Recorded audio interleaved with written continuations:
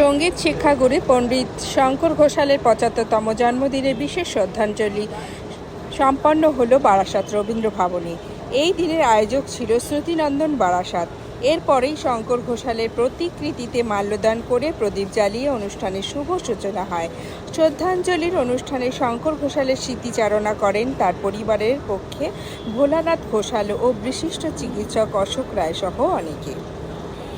এই অনুষ্ঠানে সম্বর্ধনা জ্ঞাপন করা হয় বিশিষ্ট গিটার বাদক ও মিউজিক অ্যারেঞ্জার রাজীব পাল এবং বেতার ও দূরদর্শনের বিশিষ্ট তবলা বাদক প্রদীপ মজুমদারকে। শ্রুতিনন্দনের ছাত্রছাত্রীরা সমবেত সঙ্গীতে অংশ নেয়। একক গানে পাপড়ি বিশ্বাস বসাক, গোপাল অধিকারী, রত্না সিংহ রায়, অরূপ চক্রবর্তী, ঝুম্পা সরকার, প্রিয়াঙ্কা দত্ত, অনিন্দিতা ঘোষ ও চিন্ময় বিশ্বাস অংশ নেন।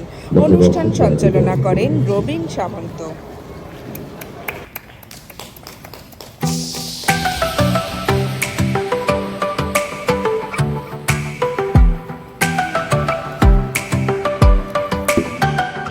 বাংলা সঙ্গীত জগৎকে সমৃদ্ধ করে চলেছেন।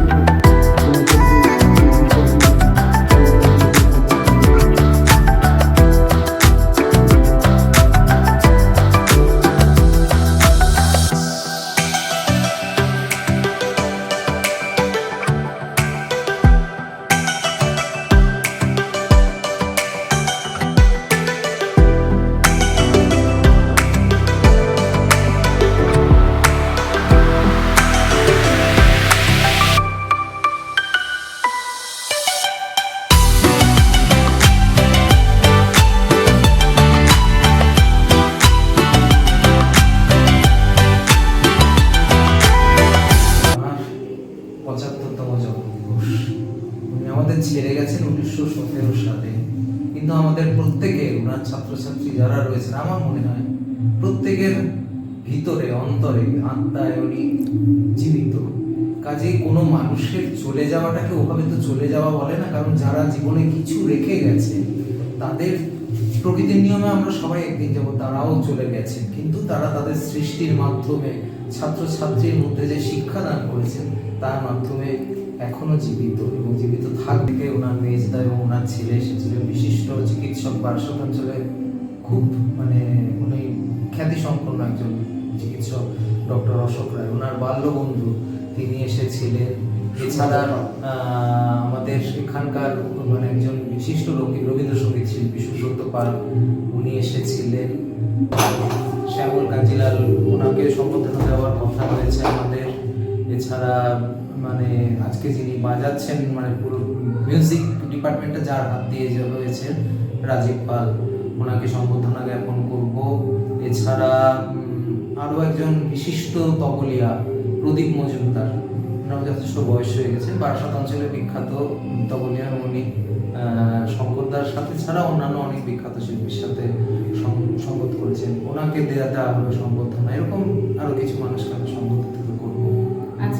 বিখ্যাত আমাদের কিছু ছাত্রছাত্রীদের মধ্যে রয়েছে, আমাদের যারা সিনিয়র তাদের মধ্যেও রয়েছে যারা নিয়মিত গান শেখাচ্ছেন, তারা তাদের শিক্ষার মাধ্যমে মাস্টারমশাই থেকে যে শিক্ষাটা পেয়েছেন ছাত্রছাত্রীদেরকে সেটা দান করছে। কিন্তু এখন এমন একটা অসময়ের মধ্যে দিয়ে আমরা যাচ্ছি যে আমাদের সংস্কৃতি বিপন্ন।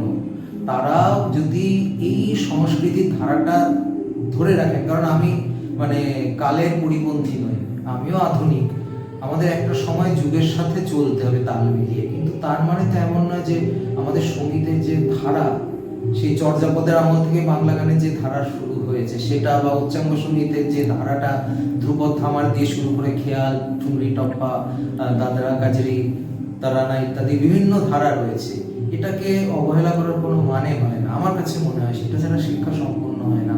সেরকম মাস্টারমশাই বিভিন্ন ধারার যে গানগুলো শিখিয়েছেন, আমরা যদি আমাদের পরবর্তী প্রজন্মকে সঠিক রাস্তা থেকে সেই গানগুলো শেখাতে পারি, তাদের দেখিয়ে দিতে পারি, তাদের হাত ধরে, মানে ব্যাটন সোজা কথায় যেটা বলে একজনের হাতে থেকে আরেকজন হাতে দেওয়া, তারা যদি আবার তারা পরবর্তী প্রজন্মকে দেয়, এভাবেই মাস্টারমশাই শিক্ষাটা চলবে।